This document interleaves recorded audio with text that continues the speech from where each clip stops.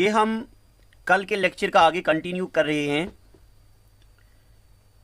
तो हमने ऑलमोस्ट चीज़ें पढ़ी हैं, अब कुछ एक नई चीज़ें भी पढ़ने जा रहे हैं। अब मैं आपको ये भी बताऊंगा कि फोर्थ क्लास के पेपर के लिए आपको क्या पढ़ना है।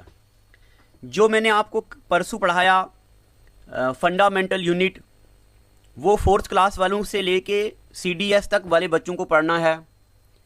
और उसके बाद मैंने आपको उनके SI यूनिट्स पढ़ाए थे, तो वो भी सब बच्चों को पढ़ना है।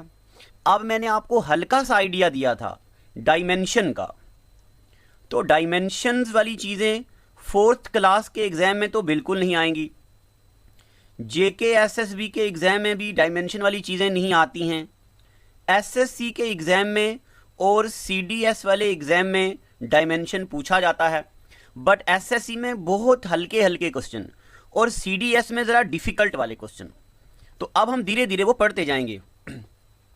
अब आपको एक आइडिया भी लगा होगा कि आपको क्या पढ़ना है। उसके बाद अब देखिए, ये जो मैंने आपके सामने ये चार्ट रखा है ना, इसको बोलते हैं प्रीफिक्सेस। क्या बोलते हैं इनको? इनको बोलते हैं प्रीफिक्सेस। ये पेपर में तो डायरेक्टली कभी नहीं आती हैं, बट इनके बारे में हल्की सी आपको जानकारी होनी चाहिए। कैसी? देखो मैं आपको बताता हूं इसको कैसे आपने पढ़ना है। सबसे पहले लिखा हुआ है यहां पे, देखो 1, ये यहां पे ये देखो 10 की पावर 0, ठीक है, ये ठीक है ना, 10 की पावर 0। तो आप भी इस चार्ट को ऐसा ही बनाना, ऐसे। अब 10 की पावर 0 का क्या यहां पे क्यों लिखा? देखो 10 की पावर 0, किसी भी कोई भी दुनिया का नंबर हो और उसकी पावर जब 0 हो तो वो 1 हो जाता है। तो 10 की पावर 0 भी क्या हो जाता है? 1। तो ये हो गया 1, यहां से शुरू किया। अब आपको क्या क्या याद रखना है वो सुनिए आप। इसके ऊपर देखो 10 की पावर 1, इसको क्या बोलते हैं? इसको डेका बोलते हैं। बस, बाकी और कुछ नहीं याद रखना। जिस जिस चीज़ को मैं हाईलाइट करूंगा वो याद रखना। 10 की पावर 1 को बोलते हैं डेका, 10 की पावर 2 को बोलते हैं हेक्टो, 10 की पावर 3 को बोलते हैं किलो, ठीक है, डेका, हेक्टो, किलो। और 10 की पावर 6 को बोलते हैं मेगा। 10 की पावर 6 को क्या बोलते हैं? मेगा। अभी हम पढ़ेंगे मेगावाट, किलोवाट, हेक्टोवाट, ऐसे। 10 की पावर 9 को बोलते हैं गीगा, 10 की पावर 12 को बोलते हैं टेरा, और 10 की पावर 15 को बोलते हैं पीटा, 10 की पावर 18 को बोलते हैं एक्सा, 10 की पावर 21 को बोलते हैं जीटा, और 10 की पावर 24 को बोलते हैं योटा। ठीक है, आपको ये ज़रा सा मुश्किल लग रहा होगा, मुझे पता है शुरू में चीज़ें मुश्किल लगती हैं। अगर आपको ये मुश्किल लग रहा है ना, तो मैं आपको एक आइडिया भी देता हूँ। जब आप बच्चे 10th से आते हो ना सीधा 11th में, मैं आपको अपनी बात बताता हूँ। मैं 8th क्लास में अपने राजौरी डिस्ट्रिक्ट का मैं टॉपर था। 10th क्लास में मेरी पोजीशन थी, और जब मैं 10th से 11th पहुँचा, क्योंकि 10th क्लास का मैथ होता real number, quadratic equation, light सी ट्रिगोनोमेट्री, छोटी छोटी चीज़ें। और 10th क्लास की फिजिक्स क्या होती है? बस लाइट, मैग्नेटिज्म, वो Fleming left hand, right hand, फलाना ढिमका, ये चीज़ें। तो जब मैं पहुंचा 10th से 11th, तो मेरे होश ही उड़ गए जब टीचर पढ़ाने लगे differentiation, ab initio method, first principle method, dimension analysis.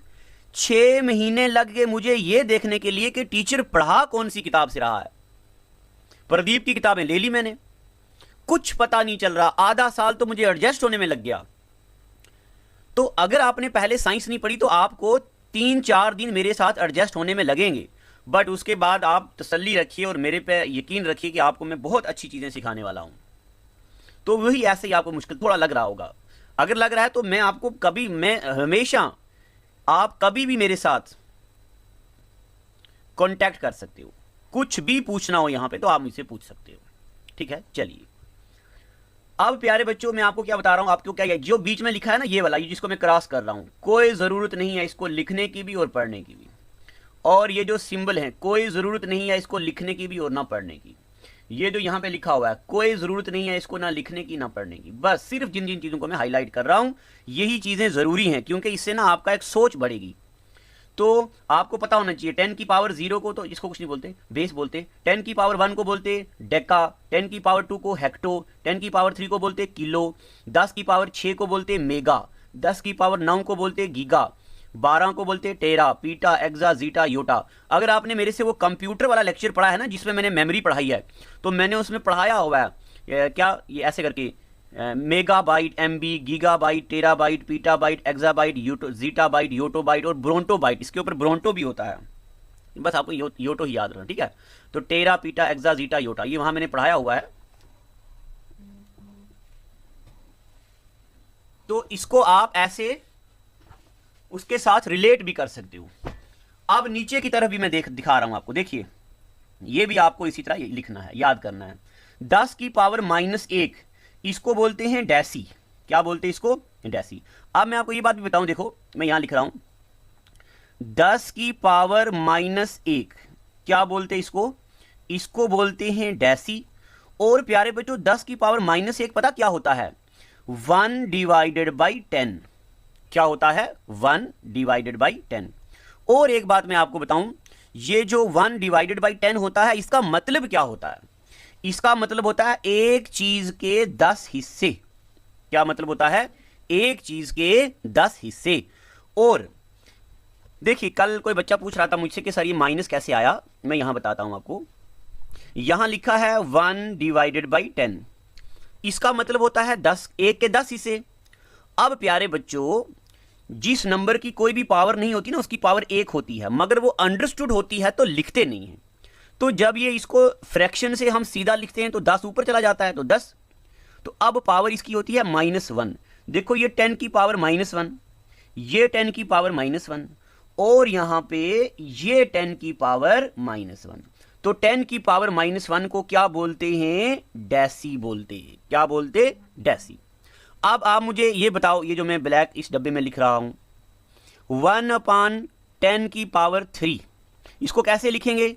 10 की पावर -3। Very good. अब आप मुझे बताओ 10 की पावर -16, इसको कैसे लिखेंगे? तो इसको हम लिख सकते हैं 1/10 की पावर 16। ठीक है, चलो बेसिक चीजें पढ़ते धीरे धीरे, फिर आगे बढ़ेंगे मजे के साथ। उसके बाद आगे 10 की पावर -2, 10 की पावर -2 को बोलते हैं सेंटी। होता है ना सेंटीमीटर, सेंटी का मतलब ही होता है 1/10 की पावर -2, 1/10 की पावर 2, यानी कि 1 का 100 हिस्सा। ये भी शायद आपको पता है। अब मैं आपको ये चीजें एक ही बार बता दे रहा हूं, अब बार बार नहीं बताऊंगा। 1 अब अच्छा देखो क्या लिखा था 10 की पावर -2, तो 10 की पावर -2 को कैसे लिखते हैं? 1/10 की पावर 2। और ये क्या होता है 1/10 की पावर 2 का मतलब होता है 10 का स्क्वायर यानी कि 100। और इसका मतलब होता है 1 के 100 हिस्से, 1 के 100 हिस्से। देखो ना सेंटीमीटर, सेंटी यानी कि मीटर का 100वां हिस्सा, 1 मीटर में 100 सेंटीमीटर होते हैं, तो ये हो गया सेंटी। ठीक है, चलो उसके बाद 10 की पावर 3 को बोलते हैं मिली, मिलीमीटर होता है ना मिली। 10 की पावर -6 को बोलते हैं माइक्रो, है ना माइक्रोमीटर। 10 की पावर -6 यानी कि 1/10 की पावर 6। 10 की पावर -9 को बोलते हैं नैनो। 10 की पावर -12 को बोलते हैं पीको, पिकोमीटर। 10 की पावर -15 को बोलते हैं फेम्टो। और 10 की पावर -18 को बोलते हैं आटो। 10 की पावर -21 को बोलते हैं जेप्टो। 10 की पावर -24 को बोलते हैं योक्टो। बस अब आपको ये बस रट्टा मारने नहीं लग जाना है। अब मैं आपको बताऊं आपको एट प्रेजेंट क्या क्या याद होना चाहिए। अगर आप सिर्फ 4th क्लास का एग्जाम दोगे तो कोई जरूरत नहीं है। हाँ 4th क्लास के एग्जाम के लिए आपको क्या क्या याद रखना है उसको मैं रेड कलर से हाईलाइट करता हूं। चलो यहाँ पे ये भी अच्छा है कि यहाँ पे अलग अलग कलर से हम इसको रिप्रेजेंट कर सकते हैं। 4th क्लास के लिए तो आपको पता होना चाहिए ये क्या होता है, और यानी कि डैसी पता होना चाहिए आपको, और आपको सेंटी पता होना चाहिए, आपको मिली पता होना चाहिए, आपको माइक्रो पता होना चाहिए बस। और 4th क्लास के लिए आपको डेका पता होना चाहिए, हेक्टो पता होना चाहिए, किलो पता होना चाहिए बस। ये जो मैंने लिखा इस ब्रैकेट में, इसमें ब्रेसिस में इतना आपको पता होना चाहिए 4th क्लास के एग्जाम के लिए। अगर आप एसएससी सीजीएल की भी कभी देंगे तो आपको ये चीजें भी पता होनी चाहिए, एक्सा, मेगा, एक्सा तक इतनी बातें पता होनी चाहिए। ठीक है, और अगर आप और आगे अच्छे से चीज़ों को सीखना चाहते हो, शौक अपने अंदर डालना चाहते हो, कल पढ़ाना चाहते हो कहीं पे, तो आपको ये पूरा मैट्रिक आना चाहिए ये। ठीक है, आप इसको प्यार से लिखेंगे, आपको इतना मजा आएगा ना जब आप चीजें लिखने लगेंगे, तसल्ली होगी आपको। चलो ये, और ये जो मैंने क्रॉस लगाया है इसको याद करने की जरूरत कोई नहीं है। चलो अब मैं ये उम्मीद करता हूं कि आप बच्चों को मैट्रिक प्रीफिक्सेस के बारे में ये सारा पता चल गया है और इनके एक्सपोनेंट के बारे में सारा पता चल गया है। ठीक है, मैं आपको एक बात और बताऊं, जब आप जम्मू आते थे पढ़ने के लिए तो जो हमारे इंस्टीट्यूट में आता था, यानी कि जहां मैं एक्स फैकल्टी था, तो वहां आपको लगभग 7 सब्जेक्ट में ही पढ़ाता था। क्या क्या? History, geography, physics, chemistry, biology, computer, EVS, कितने हो गए? 1 2 3 4 5 6 7, और स्टैटिक, जीके, ये सारे सब्जेक्ट आपको मैं ही पढ़ाता था। और कभी कभी किसी 1-2 बैचेस को मैंने इकोनॉमी में पढ़ाई है और एक आध बैच को मैंने पॉलिटी भी पढ़ाई है, बट बहुत कम, क्योंकि मैं बर्डन होता था मेरे पास, तो ओवरलोडेड था मैं। और इन्हीं चीज़ों का आप वहाँ पे देते थे 10 से 12 हज़ार देते थे, और रिजाइन के लिए भी इतना ज़्यादा कुछ वो था नहीं। अब यही, और मैं एक बात बताऊँ, जितनी चीज़ें मैं आपको यहाँ पे पढ़ाऊँगा ना, उतनी चीज़ें क्लास में पढ़ाना पॉसिबल नहीं था मेरे लिए। ये फैक्ट है, इसको मानिए। अब आपको तो मैं सबसे पहले तो सारी चीज़ें डिटेल में भी पढ़ाऊँगा, और उसके अलावा आप लेक्चर को बार बार भी देख सकते हो, और उसके अलावा कभी भी डाउट हो तो आप फ्रीली रात को 12 बजे भी I will be available for you. बस शर्त यह है कि आप अपने मकसद में नेक होने चाहिए, आपके मकसद क्लियर होना चाहिए। I am always there for you. चलो, इतनी चीजें आपको आ गई। अब प्यारे बच्चों हम चलते हैं आगे, नेक्स्ट चीज मैं आपको पढ़ाने लगता हूं। देखो, अब मैं आपको एक चैप्टर पढ़ाने लगता हूं जिसका नाम है ऑप्टिक्स। ठीक है, ये ऑप्टिक्स चैप्टर कौन कौन सी क्लास में है? तो ये 8th क्लास में भी है, यही चैप्टर 10th क्लास में भी है, और यही चैप्टर 12th क्लास में भी है।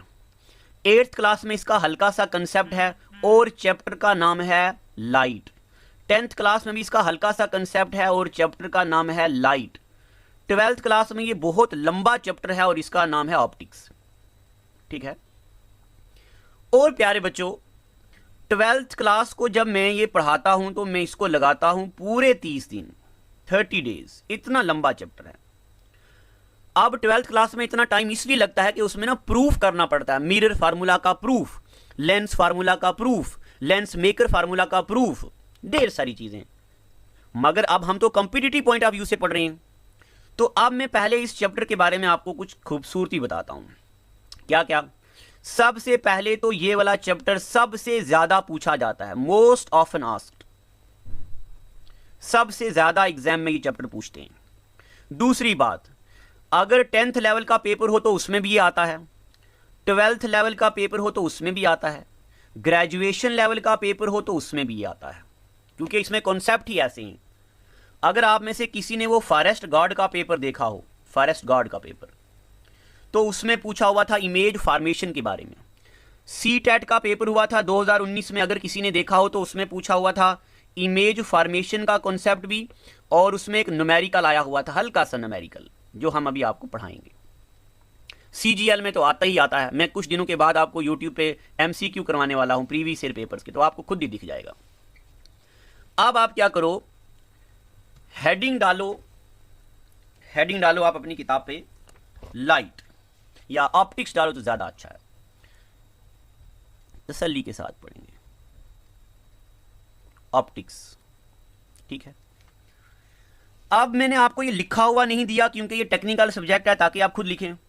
अगर आप चाहते हो कि आपको ये लिखा हुआ मिले, तो आपके घर के पास कोई पड़ोसी, कोई किताबों की दुकान, या कोई बहन भाई, या अपनी पुरानी कोई किताब होगी, तो 10th क्लास की साइंस उठाओ, या उसके, या आपके पास 10th क्लास की अगर नरिंद्रा की गाइड है तो बहुत अच्छी बात है, या अगर आपके पास एस चांद की घर में कोई किताब पड़ी है तो भी अच्छी बात है, या आपके पास लूसेंट को रहने दो भाई, लूसेंट में एरर्स हैं बहुत, या अगर आप ऐसे सामने रखना चाहते हो तो लूसेंट की बुक रख दो।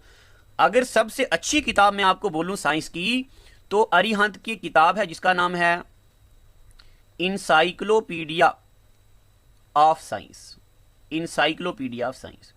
ये किताब मिलती है 200 रुपए की। ये किताब जो है ये बहुत अच्छी किताब है, इसका कोई मुकाबला नहीं है। तो मैं आपको तो यहीं से पढ़ा ही रहा हूँ सारी चीज़ें, बट अब आप देखो। चलो इसको मैं इरेज करता हूँ। अब मैंने आपको रिसोर्सेज भी बता दिए हैं। ऑप्टिक्स, देखो प्यारे बच्चों, ऑप्टिक्स होता क्या है। ऑप्टिक्स जो होती है ये एक स्टडी ऑफ लाइट ब्रांच है साइंस की या फिजिक्स की, जिसमें हम पढ़ते हैं स्टडी ऑफ लाइट। ठीक है, पता चल गया आपको इतना। अब ऑप्टिक्स का मतलब होता है स्टडी ऑफ लाइट, तो यानी कि इसमें हम लाइट के बारे में पढ़ते हैं। तो लाइट क्या होती है?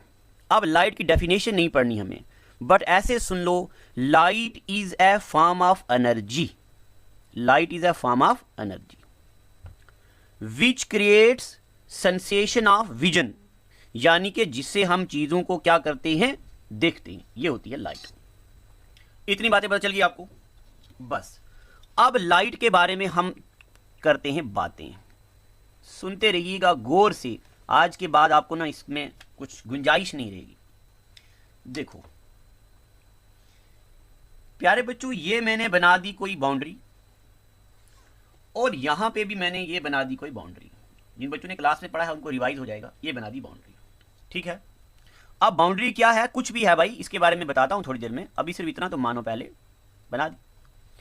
अब इस पे ये कोई लाइट आ गई, और यहां पे भी ये कोई लाइट पड़ गई। लाइट की कोई रे है, ठीक है, ये कोई लाइट की रे आ रही है, इसको बोलते हैं इंसिडेंट रे।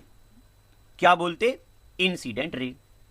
इसको भी बोलते हैं इंसिडेंट रे, यानी कि रे जो पड़ रही है इसमें, ठीक है यहां तक। अब यहां पे लाइट इस बाउंड्री के साथ टकराई और लाइट वापस चली गई। क्या हो गया? लाइट को वापस चली गई।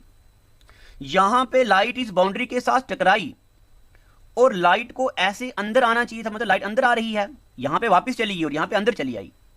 मगर लाइट को अगर अंदर आई तो ऐसे जाना चाहिए था, बट लाइट ऐसे नीचे बेंड हो गई, ठीक है। इतनी बातें पता चल गई आपको। अब और आगे ज्ञान की बातें करते हैं। देखो यहां ऊपर वाली साइड है एयर और नीचे है पानी। यहां पे ऊपर वाली साइड है एयर और नीचे है पानी। तो एयर को बोलते हैं मीडियम, पानी को भी बोलते मीडियम, फिजिक्स में मीडियम बोलते, इसको भी बोलते मीडियम, इसको भी बोलते मीडियम। अब आप मुझे ये बताओ, लाइट कहां से आ रही थी? एयर से। कहां जाना चाहिए था? पानी में। क्या लाइट गई पानी में? नहीं, लाइट वापस चली गई। तो लाइट ने अपना रास्ता चेंज किया, इस रास्ते से आ रही थी, इस रास्ते चली गई। तो लाइट ने अपना क्या चेंज किया? रास्ता चेंज किया। क्या नहीं चेंज किया? मीडियम, मीडियम चेंज नहीं किया। यहां पे क्या लाइट ने अपना रास्ता चेंज किया? हां, ऐसे आनी थी ऐसे चली गई, पाथ चेंज हुआ। क्या लाइट ने अपना मीडियम चेंज किया? तो हां, मीडियम भी चेंज किया, एयर से आई थी तो हवा में चली गई। तो प्यारे बच्चों सुनो, the change in path of light without change in medium is known as reflection of light. क्या बोलते हैं इसको? Reflection of light. अब हम आते यहां पे, the change in path of light along with change in medium is known as refraction। क्या बोलते इसको? रिफ्रैक्शन। पता चल गया? अब मैं आपको एक बात बताऊं, 10th क्लास में आपने पढ़ा था the bouncing back of light in same medium is known as reflection, है ना। बट अभी थोड़े दिनों में मैं आपको प्रीवियस ईयर पेपर करवाने वाला हूं, तो ये पेपर में आई हुई स्टेटमेंट है, एसएससी सीजीएल में आई हुई स्टेटमेंट। क्या? The change in path of light without change in medium is known as reflection, refraction, dispersion, interference. क्या बोलते इसको? तो इसको बोलते रिफ्लेक्शन। अब आप वीडियो को रोकिए और इतनी फिगर बनाइए, ये वाली, और नीचे लिखो आप रिफ्लेक्शन, और रिफ्लेक्शन के नीचे लिखो मैं बोल रहा हूं जो बातें। क्या? Change in path of light without change in medium is known as reflection of light. ठीक है, और सेकंड पार्ट लिखो, ये फिगर बनाओ, ये वाली ये लाइट आ रही, ये इधर जा रही, ये इधर जा रही, तो लिखो change in path of light along with change in medium is known as refraction. क्या बोलते हैं इसको? रिफ्रैक्शन। अब अगर आपने कभी साइंस नहीं पढ़ी तो मैं एक बार आपके लिए रिवाइज करता हूं। प्यारे बच्चों, जब लाइट पड़ती है किसी चीज पे, तो मैं आपके लिए इजी कर देता हूं। लाइट पड़ती है जब किसी शीशे पे, किसी मिरर पे, तो लाइट वापस चली जाती है। इस मिरर पर पड़ने के बाद जब लाइट वापस जाती, इसको बोलते रिफ्लेक्शन। और जब लाइट पानी के किसी बाउंड्री पे पड़ती है, पानी पे, तो लाइट अंदर आ जाती है। या मान लो ग्लास स्लैब रख दिया हमने ये नीचे ग्लास, तो लाइट इस पे पड़ी तो लाइट अंदर चली गई, तो इसको बोलते हैं रिफ्रैक्शन। क्या बोलते? रिफ्रैक्शन। अब आप मुझे बताओ, अगर आपका घर स्टील की शीट का है ना, कश्मीर में होते हैं ना छत स्टील की शीटों के, है ना, टीन बोलते हैं जिसको। अगर आपका घर टीन का है तो मुझे बताओ आपके घर के छत पे रिफ्लेक्शन होगी या रिफ्रैक्शन होगी? हाँ, वेरी गुड। क्या होगा? रिफ्लेक्शन। आपके पास एक बहुत बड़ा शीशा है, मतलब कैसा शीशा? ग्लास की मैं बात कर रहा, जो ग्लास हम खिड़कियों में लगाते हैं जिससे लाइट आगे पीछे क्या बोलते हैं, ट्रांसपेरेंट ग्लास, तो वहां रिफ्लेक्शन होगी या रिफ्रैक्शन होगी? हाँ, रिफ्रैक्शन होगी। Very good. अब मैं ये उम्मीद करता हूं कि आपको इतनी बातें पता चल गई हैं कि रिफ्लेक्शन क्या होता और रिफ्रैक्शन क्या होता है। अब हम आगे चलें, तो अब हम कुछ और बढ़िया वाली बातें करेंगे। देखो, इसको करते इरेज। आगे देखिए। अब प्यारे बच्चों, अभी जो हमने बीच में ऐसे लाइन लगाई थी, ये लाइन लगाई थी, ये ऊपर से रे आ रही थी और ये रे वापस चली गई, इसको बोलते इंसिडेंट रे, इसको बोलते रिफ्लेक्टेड रे। ठीक है, अब मैं आपको बताता हूं ये जो बाउंड्री है ना, ये नीचे वाली, ये इसके बारे में। तो प्यारे बच्चों, इसको बोलते हैं मिरर। क्या बोलते हैं इसको? मिरर। अब हम ना मिरर के बारे में कुछ पढ़ते हैं। शीशा क्या होता है ना, वो शीशा हो या दिल हो, आखिर टूट जाता है। वाह वाह वाह। चलो, ये हमने बनाया मिरर। मिरर होता क्या है? Mirror any object which reflects light is known as mirror. क्या? Any object which reflects light is known as mirror. अब मिरर दो किस्म के होते हैं। वेरी गुड, आपके जहन में आ रहा है। हाँ, क्या? कनकेव मिरर और कन्वेक्स मिरर। वेरी गुड, बहुत अच्छे, मगर ये निहायत ही गलत जवाब है। चलो, अब स्माइल भी आ रही है। हाँ, तो प्यारे बच्चों, एक होता प्लेन मिरर और दूसरा होता स्फेरिकल मिरर। थोड़ा गला खराब है। एक होता प्लेन मिरर, दूसरा होता स्फेरिकल मिरर। तो प्यारे बच्चों, प्लेन मिरर कौन सा होता? कौन सा होता? तो प्लेन मिरर होता जो हमारे घर में नॉर्मल होता मिरर, थोबड़ा देखने वाला, ठीक है, मुंह देखने वाला। तो इसके बारे में पेपर में कुछ आता नहीं है। अब एक होता स्फेरिकल मिरर। स्फेरिकल मिरर कैसा होता? तो स्फेरिकल मिरर वो वाला मिरर जो सफेर की तरह होता। अब एक बच्चा लाइव क्लास में पूछ रहा था, सर सफेर में और सर्कल में फर्क बताओ। तो सर्कल शीट के ऊपर बनता है और सफेर होता है फुटबॉल। 3 डायमेंशन फिगर होती है सफेर, 3D फिगर। तो ये बात आपने 10th क्लास में पढ़ी हुई है, सफेर, क्यूब, क्यूबाइड। आजकल ये चीजें छोटी क्लासों में भी आ गई हैं। सफेर क्या होता, क्यूबाइड क्या होता, क्यूब क्या होता। तो ये सफेर बता दिया। तो ये स्फेरिकल मिरर हो गया। अब प्यारे बच्चों गौर से सुनना, अगर इस स्फेरिकल मिरर को हम यहां से काटें, काट दिया, एक हिस्सा आ गया इसका ये और दूसरा हिस्सा आ गया इसका ये, थोड़ा मैंने इसको बड़ा कर दिया, ठीक है, control plus control plus control plus करके जूम कर दिया। और इस वाले मिरर को, ये जो इस साइड है, इसको बाहर वाली साइड से मैंने पॉलिश कर दी, सिल्वर की कोटिंग कर दी, और इस वाले मिरर को मैंने अंदर से सिल्वर की कोटिंग कर दी, ठीक है। अब जब लाइट आएगी इस वाले मिरर पे, ये लाइट आ रही, तो टकरा के लाइट क्या हो रही? वापिस आ रही। Incident ray, reflected ray. Light वापस आ रही, कहां से? अंदर से। यहां पे लाइट आ रही और वापस आ रही नीचे की तरफ, कहां से? बाहर से। तो जिस मिरर के अंदर से लाइट वापस रिफ्लेक्ट हो और बाहर से उसको पॉलिश किया हो, उस मिरर को बोलते हम कनकेव मिरर। क्या बोलते? Concave mirror. और जिस मिरर के बाहर से लाइट आए, रिफ्लेक्ट हो, उसको हम बोलते कॉन्वेक्स मिरर। क्या बोलते? Convex mirror. अब मैं आपको बताता हूं मिरर में, हल्का सा रिवाइज करता हूं। मिरर is any portion या any object which reflects light back. Mirror is of two type. One is plane mirror and one is spherical mirror. Plane mirror घर में नॉर्मल फेस देखने वाला। Spherical mirror जो सफेर की तरह होता है, ऐसा फुटबॉल की तरह, 3 dimension. Spherical mirror is of two type. Concave mirror and convex mirror. What is concave mirror? It is that mirror in which reflection of light takes place from inner side. And what is convex mirror? It is that mirror from which reflection of light takes place from outer side. तो जिसके reflection of light बाहर से आती उसको बोलते convex, और जिसको अंदर से आती उसको बोलते कनकेव।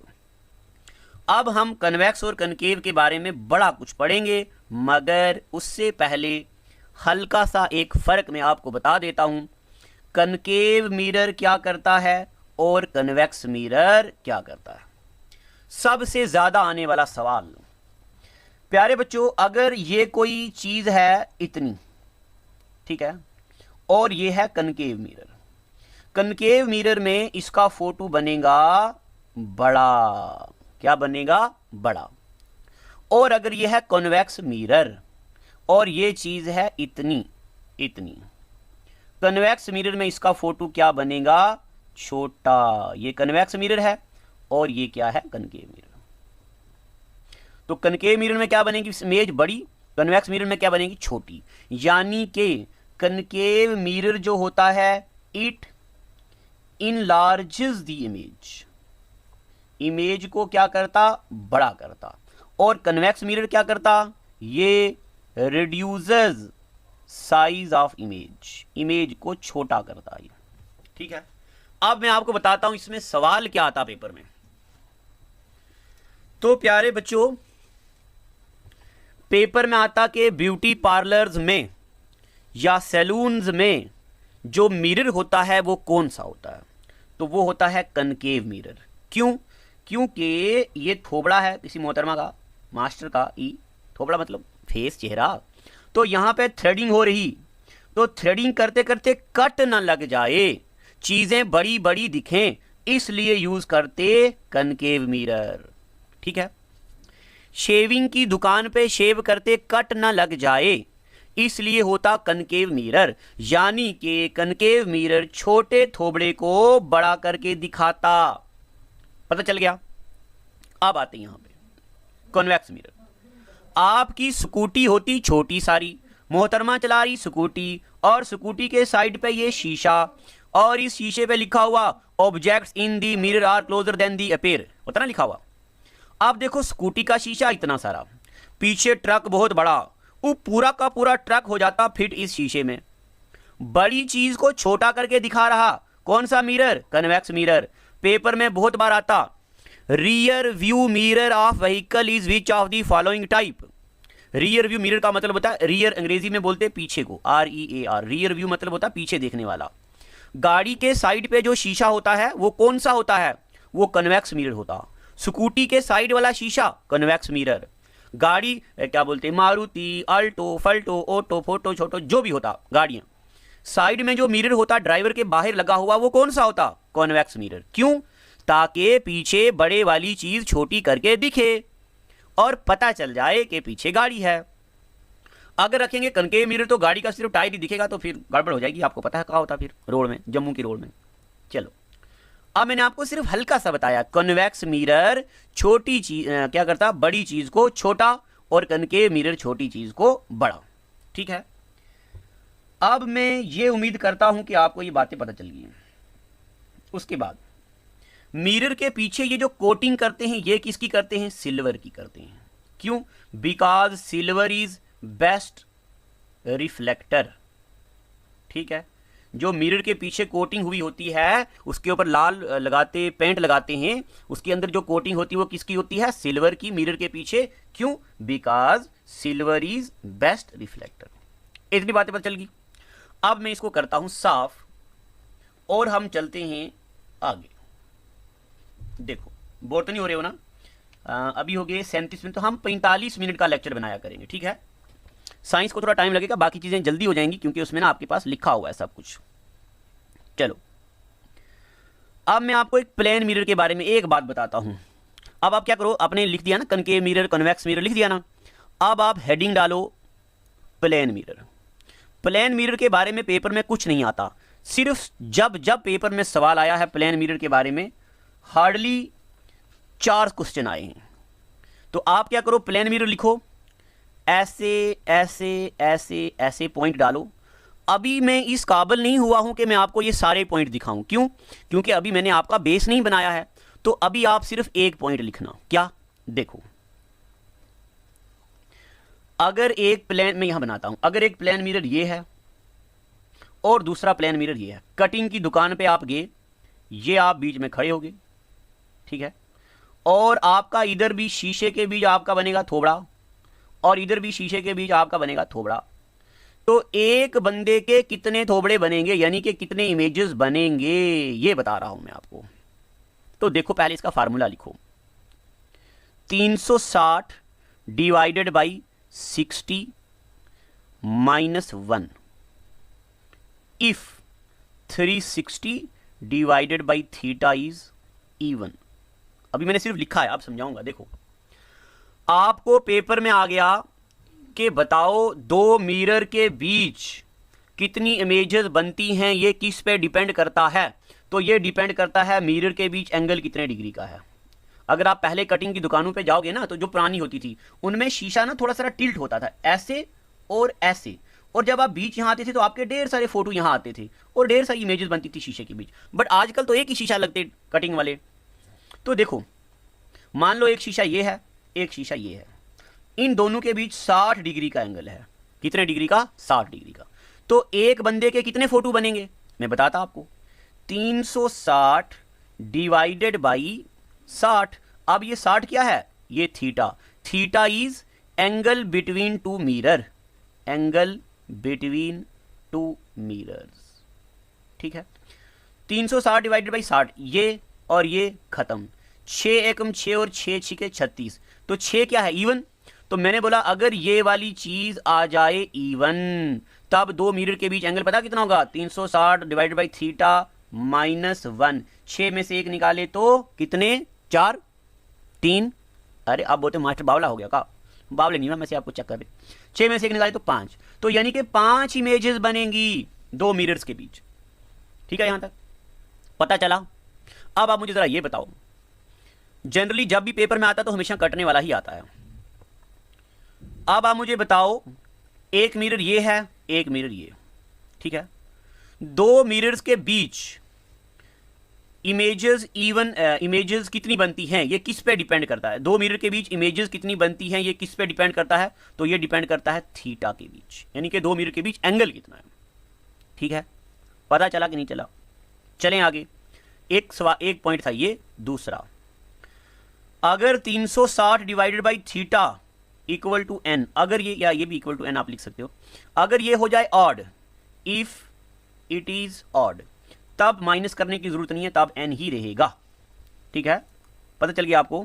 यानी कि देखो, अगर आपको पेपर में आ गया ऐसा सवाल, मैं ऐसे करता हूं, दो देखो, the number of images between two mirror is 5, the number of images between two mirror is 5 या 6 कर लेते, इसी क्वेश्चन को करते 6 या 5।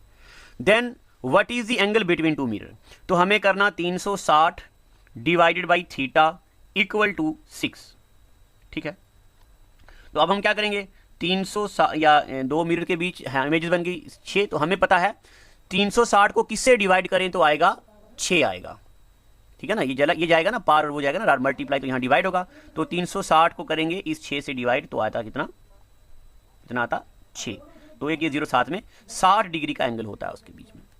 ज़्यादातर इसमें ये जो मैं आपको बता रहा हूँ ना अभी, 4th क्लास में कभी क्वेश्चन नहीं आ सकता, ये JKSSB में अभी तक तो आया नहीं, ना मैंने देखा, SSC में मैंने देखा हुआ है, और उसमें यही क्वेश्चन था कि दो मिरर के बीच कितनी इमेजेस बनती हैं, ये किस पे डिपेंड करता है, तो ये बनता एंगल पे डिपेंड। अब JKSSB में भी प्लेन मिरर से एक बार सवाल आया हुआ है, वो मैं अभी आपको बताता हूं थोड़ी देर में। अब मुझे उम्मीद है कि ये आपको पता चल गया। कोई भी डाउट हो तो आप कभी भी हेल्प ले सकते हैं, we are always there for you. अब मैं आपको बताता हूं, अभी आप हेडिंग प्लेन मिरर ही लिखना, और प्लेन मिरर का पॉइंट नंबर 1, पॉइंट नंबर 2। अब लिखो पॉइंट नंबर 3, क्या क्या पॉइंट नंबर 3, मैं इसको आगे चलता हूं। और ये बड़ी हैरानगी की बात है कि ये जो मैं आपको अभी लिखाने वाला हूं, ये कंसेप्ट तो बहुत लाइट है, बट ये CTET के पेपर में भी आया हुआ था। CTET 2019 का पेपर, एक स्टूडेंट की क्लास में, तो उसने मुझे बताया, पेपर देखा मैंने, उसमें भी आया था। यानी कि ये एक मिरर है, ये क्वेश्चन न्यूमेरिकल की शक्ल में आया हुआ था। ये मिरर है, यहां पे कोई बंदा है, कोई पर्सन है, इस पर्सन और मिरर के बीच डिस्टेंस है A, कितना है A। तो अब क्वेश्चन था कि अगर ये बंदा, या जो पेपर था ना उसमें यहां पे डिस्टेंस था 4। अब पेपर वाले ने पूछा कि अगर ये बंदा आगे चल के आ गया है, पहले 4 मीटर था, अब 2 मीटर पे आ गया, तो बताओ जो इसके बीच इमेज बनेगी, वो इमेज और पर्सन के बीच कितना डिस्टेंस होगा। तो देखो, अगर ये वाली चीज 2 मीटर है ना, तो ये इसकी इमेज के बीच भी 2 मीटर होगी, तो ये वाला डिस्टेंस कितना होगा फिर, 2 ये और 2 ये, यानी कि 4। ये पेपर में आया हुआ था, CTET के पेपर में। This was very simple concept. अब मैं आपको पॉइंट नंबर 3 प्लेन मिरर का लिखाने जा रहा हूं। क्या लिखो, चलो क्या हो गया, हाँ लिखिए, if the object, if an object is displaced A towards mirror, अगर कोई ऑब्जेक्ट है वो A डिस्टेंस मिरर की तरफ जा रहा है, ठीक है। If an object is displaced towards A towards mirror हो या अवे फ्रॉम मिरर हो, यानी कि मिरर की तरफ जाए या मिरर के पीछे जाए, then image will be displayed by a distance A, then image will be displaced by distance A, ठीक है। यानी कि मैं आपको अब इसी जो चीज मैंने आपको लिखाई इसका प्रैक्टिकल करवाता हूं।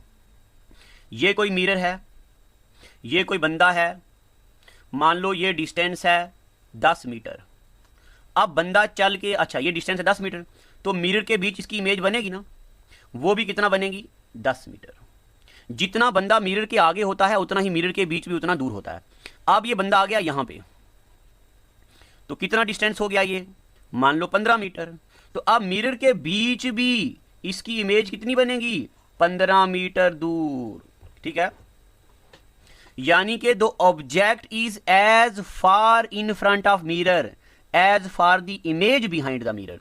जितना बंदा मिरर से आगे होता है उतनी इमेज भी मिरर से पीछे बनती है। अब मैं जरा क्वेश्चन आपको टेक्निकल देता हूं, एग्जाम का क्वेश्चन देता हूं। अगर एक बंदा 10 मीटर मिरर के आगे है, अब बंदा आगे चला गया, या मैं पीछे करता हूं, बंदा पीछे चला गया और 15 मीटर की दूरी पे आ गया, बताओ उस बंदे में और उसकी इमेज में कितना डिस्टेंस होगा। ये नहीं पूछा कि इमेज कितनी पीछे है, पूछा बंदे और इमेज में। तो अगर 15 ये है तो 15 ये भी तो है, तो 15 और 15 30 मीटर, ठीक है। CTET यानी कि टीचिंग एग्जाम 2019 में इसका सिर्फ बंदे को आगे कर दिया था और पीछे नहीं, आगे तो मैंने पीछे कर दिया, दोनों बता दिए। अब प्यारे बच्चों, प्लेन मिरर के बारे में ना हमने पढ़े हैं 3 कॉन्सेप्ट। क्या क्या, प्लेन मिरर लिखाया, और एक मैंने आपको पढ़ाया कि नंबर ऑफ इमेजेस n बनती हैं 360 डिवाइडेड बाई θ-1, कब, इफ ये वाली चीज हो इवन। और दूसरा मैंने बताया 2 मिरर के बीच इमेजेस n बनती हैं अगर 360 डिवाइडेड बाई θ कितना हो, ऑड। यानी कि अगर मान लो यहां पे इसको सॉल्व करके आंसर आएगा ना 6, तो एक निकालना होता है 5। अब ये क्यों? क्योंकि आगे वाली साइड इमेज हमेशा एक ज़्यादा बनती है। दो चीज़ें ये बताई। तीसरी चीज़ मैंने आपको बताई कि जितना बंदा मिरर के आगे होता है उतनी ही इमेज मिरर के पीछे बनती है। ठीक है यहाँ तक। अब यहाँ पे लिखो पॉइंट नंबर 4, पॉइंट नंबर 5 और पॉइंट नंबर 6, और थोड़ा सारा पेज छोड़ दो। क्यों? क्योंकि प्यारे बच्चों सुनो मेरी बात, अगर आपने साइंस पढ़ी है तो भी, अगर नहीं पढ़ी तो भी, अभी 3 पॉइंट ऐसे हैं जो मैं अभी आपको समझा नहीं पा रहा हूं। क्यों? एक मैं आपको लीनियर मैग्नीफिकेशन नहीं अभी बताऊंगा, एक मैं आपको फोकल लेंथ नहीं बताऊंगा, एक मैं आपको पावर ऑफ मिरर नहीं बताऊंगा। क्यों? क्योंकि जब मैं आपको कनकेव मिरर पढ़ाऊंगा अगली क्लास में, तब मैं आपको ज़्यादा अच्छे से बता पाऊंगा। फिर जब आपको कनकेव मिरर समझ आ जाएगा तो फिर मैं आपको याद कराऊंगा वो लम्हा और आऊंगा यहाँ पे। तो थोड़ा सा पेज छोड़ना, यानी कि 2 लाइनें इस पॉइंट के लिए, 2 लाइनें इस पॉइंट के लिए, 2 लाइनें इस पॉइंट के लिए, तो टोटल 6 लाइनें आप छोड़ दो। ठीक है, ये भी एक पढ़ने का तरीका होता है। आप मुझे बताओ, जब आप 10th क्लास में थे, कि आपको 10th क्लास की सारी किताबें आती थी? नहीं ना, थोड़ा बहुत कम आता था ना। बट जब आप 12th पहुंचे, अब आप 10th की किताबों को देखोगे ना तो आपको बहुत अच्छे से आएगा, क्योंकि अब आपका लेवल बढ़ चुका है। इसीलिए मैं चाहता हूं कुछ चीजें आगे पढ़ाई जाए फिर वापस आ जाया जाए। पता क्यों? इससे पुराने वाली चीज सोचने में जरा आसानी होती है और हमारी सोच एफिशिएंट होती है। ठीक है, तो आज के लिए इतना रखते हैं। लेक्चर हो गया है 50 मिनट का, तो अब इतना ही रखते हैं। आप ये लेक्चर पूरा लिखो करें और नई वीडियो की नोटिफिकेशन के लिए बेल आइकॉन को दबाएं। अगर आप ये वीडियो फेसबुक पर देख रहे हैं तो लाइक जरूर करें और ज्यादा से ज्यादा शेयर करें।